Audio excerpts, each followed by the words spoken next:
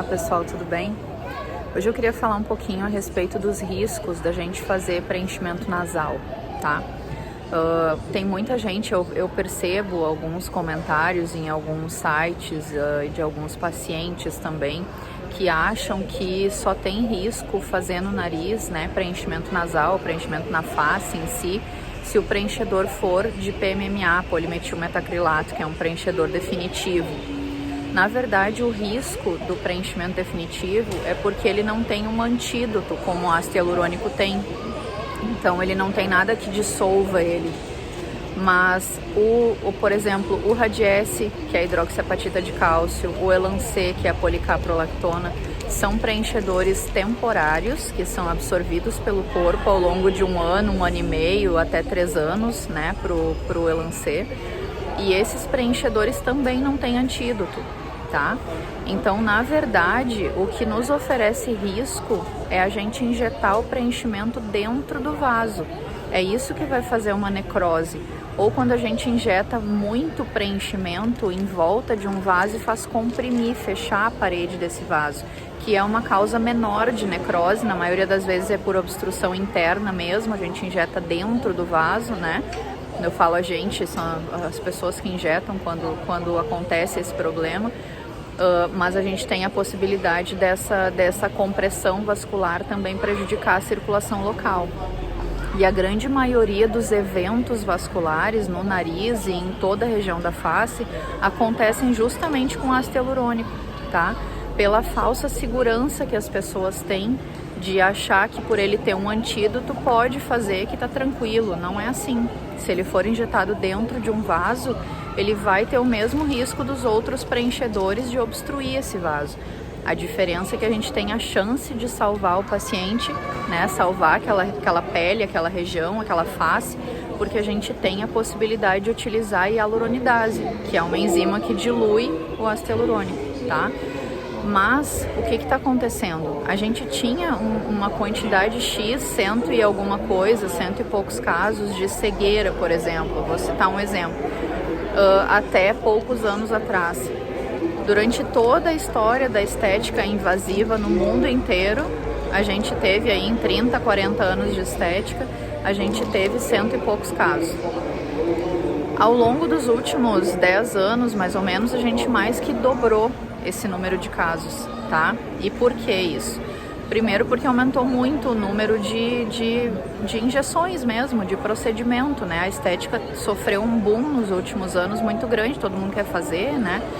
E segundo e principalmente, na minha opinião, pela invasão do mercado da estética de profissionais não habilitados. E eu não estou falando só de não médico, óbvio que quem não é médico tende a ser menos habilitado, porque são pessoas que às vezes não têm nenhuma formação adequada para fazer esse tipo de procedimento. Mas independente de ser ou não médico, pessoas que não estão treinadas para fazer aquilo ali, que não estudaram o suficiente, né? Que fazem às vezes um curso de final de semana, alguma coisa assim, que não sabem reconhecer os problemas quando eles acontecem. Eu já vi muitos casos de pacientes com necrose, com perda de tecido, de pedaço do lábio, pedaço do nariz, né? Pedaço da glabela, que tiveram o evento vascular na mão do profissional, mandaram foto para o profissional, reclamaram e estava na cara que estava sofrendo aquele tecido, que ele tinha uma obstrução vascular, que ele tinha uma perda de oxigenação e o profissional não soube reconhecer isso e em muitos casos ainda mandou o paciente colocar gelo, né? Porque o gelo acaba fazendo uma contração do vaso e acaba piorando a circulação. Então, ao invés de ajudar o paciente, ele piorou uma situação que ele tinha criado. Então, assim, o que eu gostaria que vocês ficassem desse vídeo? Primeira coisa é que preenchimento nessa região da face, na região central, é sempre de risco, sempre. Então, procurem um profissional de confiança, habilitado, que vocês conheçam, de preferência com alguma indicação. Número de seguidores no Instagram não é igual a conhecimento.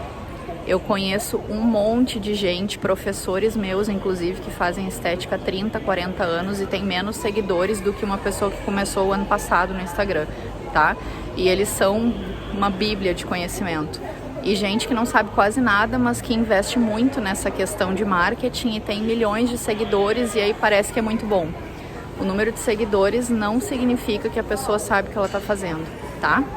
Então fiquem atentos para o profissional que vocês estão colocando o corpo, a saúde de vocês na mão, em quem vocês estão indo. Fiquem atentos se esse profissional tem ou não processos, ou tem ou não queixas a respeito do trabalho dele, de preferência que seja com indicação, tá? E conversem, tirem bem as dúvidas de vocês a respeito do procedimento. Na região do nariz e glabela, a gente só utiliza o ácido hialurônico justamente pela questão dele ter esse antídoto, né? Ainda tem gente que faz preenchimento nasal com PMMA, é possível fazer sim, tá? O chato é depois, se não gostar e quiser tirar, enfim, mas é possível fazer. A gente prefere cânula porque é muito mais seguro do que agulha, mas não é isento de risco. Então, por isso que é importante procurar um profissional habilitado, da confiança de vocês. Tirem bem suas dúvidas. Se tiverem dor, a dor é o principal sintoma de que alguma coisa deu errado. Procurem o profissional. Se ele não der atenção devida, procurem outro profissional que possa ajudar vocês, tá? Porque tempo é a coisa mais importante quando o assunto é lesão vascular. Quanto mais passar o tempo, maior o risco da gente ter perdas maiores e o risco da gente ter consequências que a gente não consiga mais reverter depois, tá bom? Um beijo para todo mundo.